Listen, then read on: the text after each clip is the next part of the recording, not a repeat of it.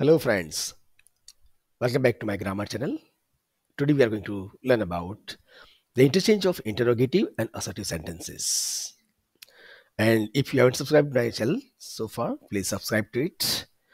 Press the bell icon so you can get the notification for each and every videos, and you can share this channel with your friends those who are struggling with grammar.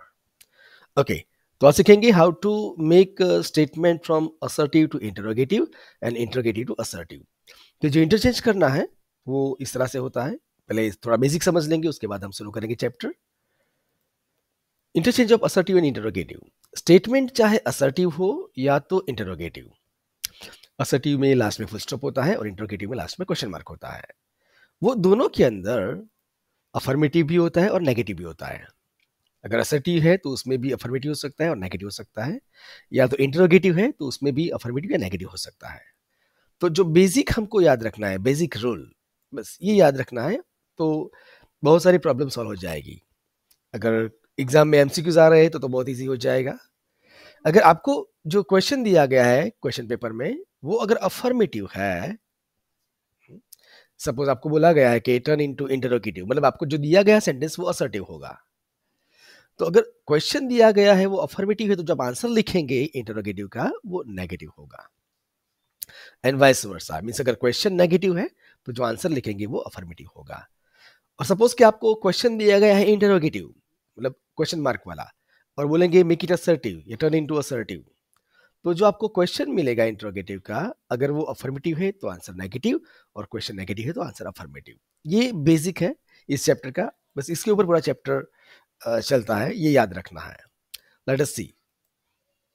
Statement assertive है तो उसमें ये he eats fruits वो affirmative है, और he doesn't eat fruits वो negative है. तो असर्टिव के अंदर ही अफर्मेटिव नेगेटिव दोनों होता है. तो ये नॉट आ गया, डज नॉट, मतलब वो नेगेटिव है, ये याद रखना है. दोनों के लास्ट में फुल स्टॉप है, मतलब ये असर्टिव स्टेटमेंट है, असर्टिव सेंटेंस है. इंटरोगेटिव में क्वेश्चन मार्क होता है लास्ट में, यहाँ देखिए सब में क्वेश्चन मार्क है पीछे. ओके, लेकिन उसमें भी अफर्मेटिव क्वेश्चन होता है. Does eat fruits, which fruits does eat, why does eat fruits, ये अफर्मेटिव सेंटेंसेस आ रहे हैं. और नीचे negative, doesn't he eat fruits, why doesn't he eat fruits, which fruits does he not eat.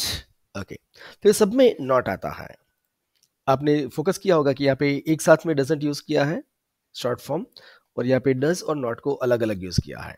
Okay, तो ये दोनों ग्रामेटिकली क्वेश्चन करेक्ट है. Does और नॉट अलग अलग ले सकते हैं, लेकिन डज के बाद सब्जेक्ट आएगा, ही शी ईट जो भी होगा वो, उसके बाद नॉट आएगा. डज नॉट एक साथ नहीं हो सकता कि which fruit does not he eat, ये रॉन्ग सेंटेंस पर्सन हो जाएगा ग्रामर के. एक साथ यूज करेंगे डजंट या does he not, both are correct grammatically, कोई भी मिस्टेक नहीं है. तो समझना है कि अगर आपको दिया गया सेंटेंस जो है, क्वेश्चन है, वो अफर्मेटिव तो उसका आंसर नेगेटिव. ये बेसिक पे पूरा चैप्टर चलेगा. Okay, question affirmative, answer negative, ये याद रखना है. Now let us see some sentences from the text book and we will practice according to that. पहला लेसन है letter to God, 10th standard का फर्स्ट फ्लाइट का. उसका सेंटेंस है the corn was totally destroyed. अब ये sentence को लेकर हम ये टर्न इनटू इंटरोगेटिव करेंगे.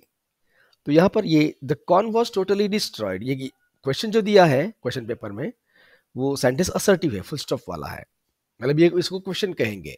कुछ बच्चे बोलेंगे लास्ट में क्वेश्चन मार्क तो है नहीं तो क्वेश्चन कैसे कहेंगे but it is a question, बोलेंगे टर्न इनटू इंटरोगेटिव या मेक इंटरोगेटिव. तो जो हमारा आंसर होगा वो ऐसे होगा, wasn't the corn totally destroyed. सो जो बेसिक है हमारा, द स्टेटमेंट जो हमको सेंटेंस दिया गया है क्वेश्चन वो अफर्मेटिव है तो answer negative.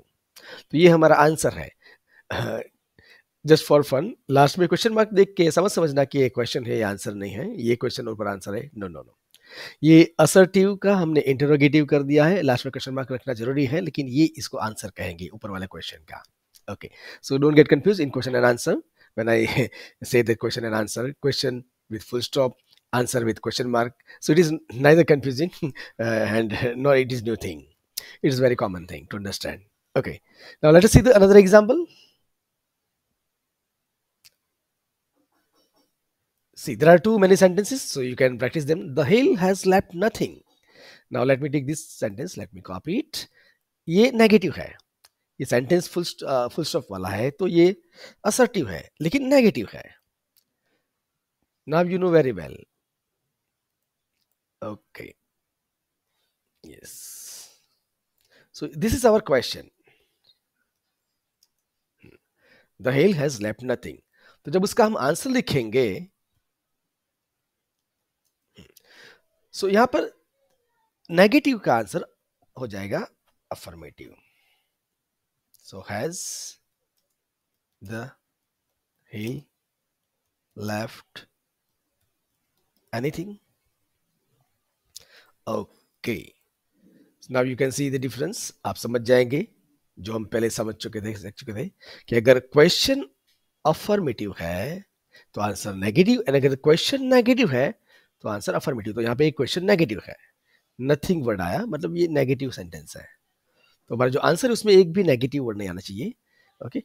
Has the hell left anything, यहाँ पे हैजंट नहीं करेंगे, हैजंट द हेल लेफ्ट या has the hell not left नहीं. बाय मिस्टेक यहाँ कहीं पर भी आपने नॉट डाल दिया तो ये नेगेटिव नेगेटिव हो जाएगा दोनों, तो इसमें प्रॉब्लम हो जाएगी, वो मार्क्स चला जाएगा. प्रॉब्लम हो जाएगी मीन्स एग्जाम में एक ही प्रॉब्लम होती है, मार्क्स चला जाता है वही. Okay, now let us see more examples. This year we will have no corn. अभी ओरली करेंगे, हम बोर्ड पे नहीं लिख रहे. You can write all the sentences, आप लिख के कर सकते हैं. इसमें नेगेटिव है नो कॉर्न, कि this year we will have no corn.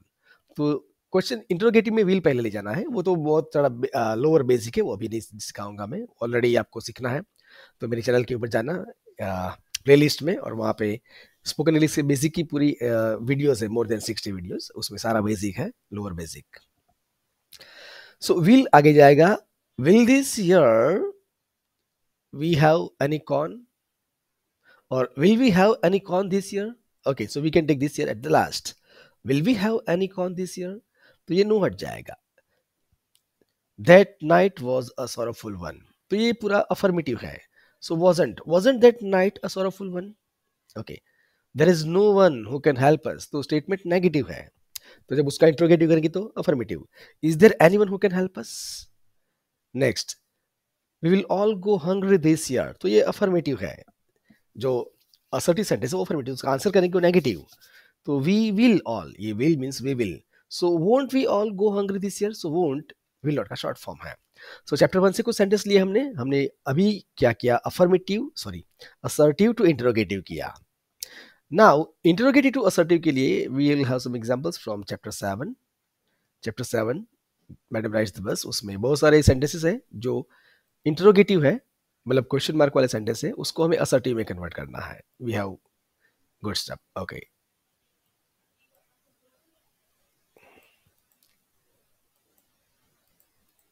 yes, okay, here the chapter 7, and let me get the question.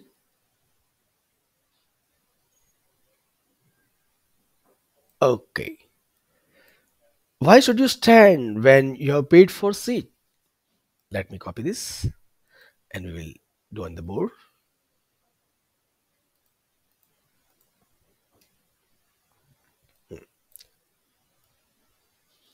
Yes.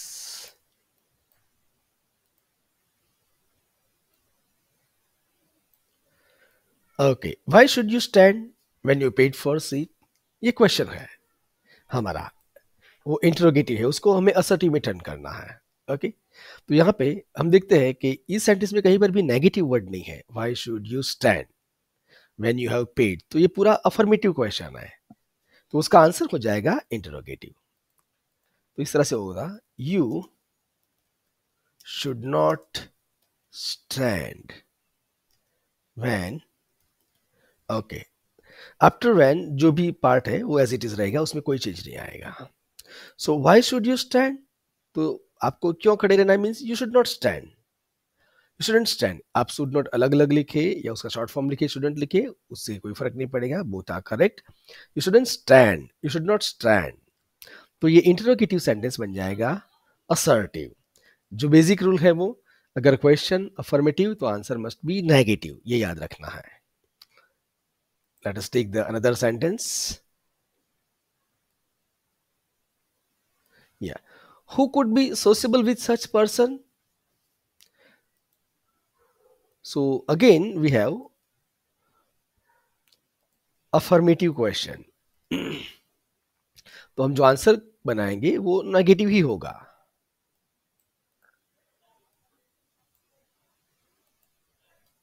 Okay, let me modify it. Yes, now it is right. Who could be sociable with such a person? Now the answer will be no one could be. Now B के बाद जो sentence है sociable with such person, to save the time I'm not typing all these things. So who could be means no one could be. तो ये interrogative का assertive हो गया। Interrogative affirmative है तो हमारा जो असर्टिव होगा वो नेगेटिव रहेगा।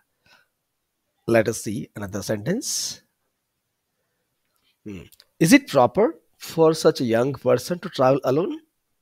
Now you can do it yourself, है ना। सो इज इट प्रॉपर, तो ये अफर्मेटिव है, तो आंसर बनाएंगे इट इज नॉट प्रॉपर। कैसे बनेगा? It is not proper for such person young person to travel alone. Okay, you didn't bother about me, तो उसका इंटरोगेटिव करेंगे तो ये नेगेटिव नॉट, हाँ okay, do need to bother about me, इस तरह से हो जाएगा। Let us see another question. Yes, hey lady haven't you laughed enough. So haven't you laughed enough ये इंटरोगेटिव है और इसमें नॉट आया है तो नेगेटिव है। Let us practice this. Negative question का जो आंसर बनाएंगे वो अफर्मेटिव होना चाहिए।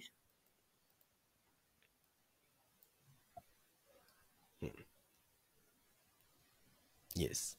Hey lady, haven't you laughed enough? So our beginning will be the same. Hey lady will be there only. Hey lady, you have laughed enough.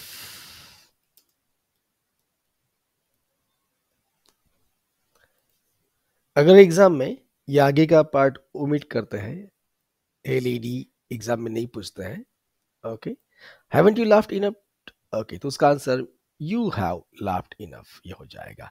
ये interrogative sentence negative है तो हमारा जो असर्टिव हो गया वो अफर्मेटिव हो गया। यही प्रिंसिपल के ऊपर पूरा चैप्टर है और यही याद रखना है। शुड में थोड़ा ध्यान रखना है, why should you, shouldn't you, well then why not go to that stall over there and have something to drink. So यहाँ पे why not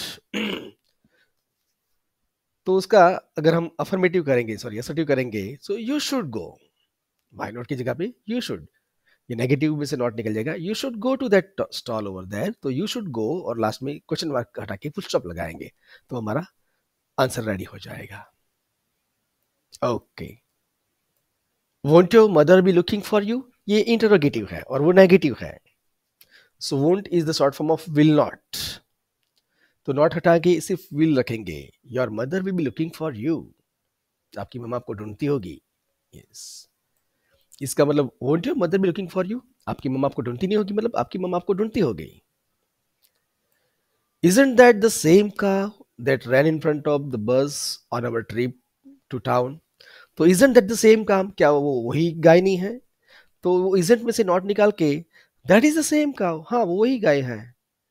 so that is the same cow, तो ऐसा करेंगे तो ये इंटरचेंज हो जाएगा इंटरोगेटिव का असर्टिव, और वो बेसिक जो रूल है हमारा अफर्मेटिव टू नेगेटिव और नेगेटिव टू अफर्मेटिव।